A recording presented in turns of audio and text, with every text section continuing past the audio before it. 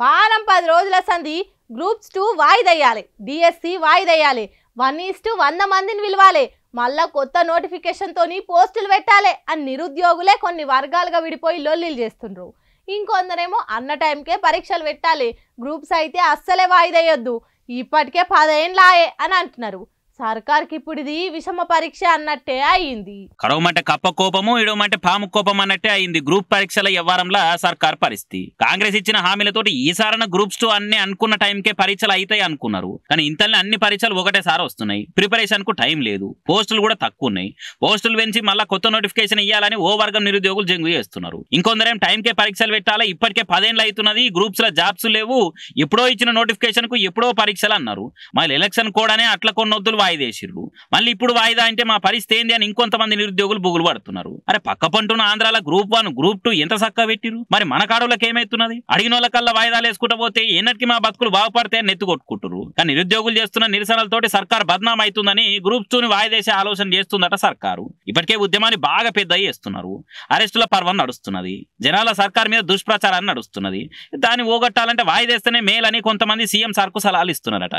దాంతో సార్ కూడా మార ఆలోచన చేస్తున్నాడట. మరి చూడాలి ఏమైతుందో గానీ. కొందరైతే వాయిదేస్తేనే ఫాయిదా ఉంటుందని అంటుంటే ఇంకొందరేమో ఇంకెంత కాలం ఇట్లనే వాయిదాలు వేస్తారని భయపడుతున్నారు. వాన పడుతున్నా గానీ వైన్స్ల కాడ వరుసగా నిలబడి కొనుక్కుంటా, ఎంత మందున్నా ఎగబడి మందు సీసాలు తీసుకుంటా, మస్తు తిప్పలు పడైనా గానీ కుత్క దడుపుకొనిదే కుదార్థం గారు మందు బాబులు. ఆసొంటిది ఏకంగా ఆర్డర్ పెడితే ఆకిట్లనే వచ్చి మంది ఇచ్చిపోతారంటే ఊకుంటారా?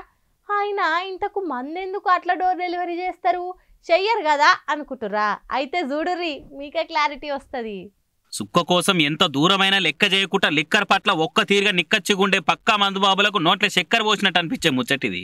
స్విగ్గీ జొమాటోలతో ఇన్ని దినాలు ఎట్లయితే ఫుడ్ ఆర్డర్ పెట్టుకున్నామో ఇప్పటి సంది మందు సీసాలు కూడా పెట్టుకోవచ్చునట. బెంగాల్, ఒడిశా రాష్ట్రాల్లో ఇప్పటికే మందు డోర్ డెలివరీ సాల్వ్ అవుతున్నది. ఇప్పుడు కొత్తగా ఇంకో 7 రాష్ట్రాలు అమలు చేస్తేందుకు ఆ సర్కారు ఆలోచనలు చేస్తున్నాయట. దీనికోసానికి స్విగ్గీ జొమాటోస్ అంటే ఆన్లైన్ ప్లాట్ఫామ్లతో మందు కంపెనీలు మీటింగ్లు నడిపిస్తున్నారట.